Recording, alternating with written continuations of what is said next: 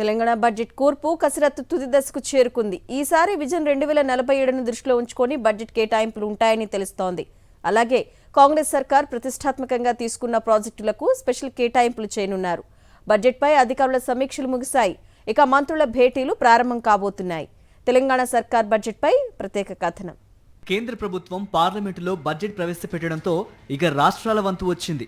ఈ నెలాఖరులో గానీ లేదంటే మార్చి తొలి వారంలో గానీ తెలంగాణ అసెంబ్లీ బడ్జెట్ సమావేశాలు ప్రారంభం కానున్నాయి. రాష్ట్ర బడ్జెట్ రూపకల్పన కోసం ప్రభుత్వం తీవ్ర కసరత్తు చేస్తోంది.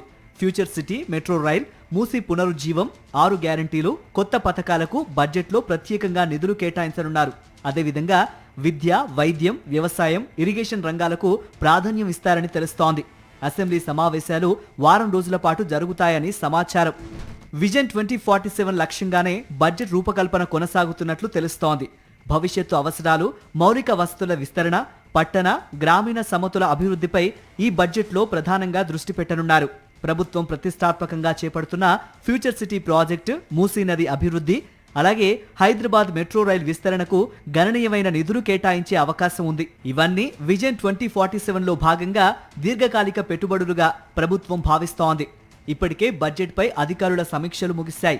ఆర్థిక శాఖ మంత్రిగా ఉన్న డిప్యూటీ సీఎం బట్టి విక్రమార్క ఈ నెల 10వ తేదీ తర్వాత వారం రోజుల పాటు బడ్జెట్పై వరుసగా సమీక్షలు చేయనున్నారు. సీఎం స్పెషల్ ఫండ్ నుంచి చిన్న పంచాయతీలకు 5 లక్షలు, మేజర్ పంచాయతీలకు 10 లక్షల రూపాయలు కేటాయించనున్నారు. ఇక వృద్ధాప్యపు పింఛన్లను 3,000 నుంచి 4,000 రూపాయలకు పెంపు, మహాలక్ష్ములకు 2,500, నిరుద్యోగ భృతి వంటి వాటికి నిధుల కేటాయింపుపై ఉత్కంఠ కొనసాగుతోంది. కేంద్ర బడ్జెట్ తెలంగాణకు ఆశాజనకంగా లేదని రాష్ట్ర ప్రభుత్వం చెబుతోంది. రాష్ట్రం పెట్టిన 47 డిమాండ్లను కేంద్రం పట్టించుకోలేదని అంటోంది. సొంత ఆదాయాలు, వనరులతోనే అభివృద్ధికి పెద్ద ఎత్తున నిధులను కేటాయించేందుకు ప్రభుత్వం ప్రాధాన్యమిస్తోంది. ఈ దిశగానే బడ్జెట్ పద్దులను రెడీ చేస్తున్నారు.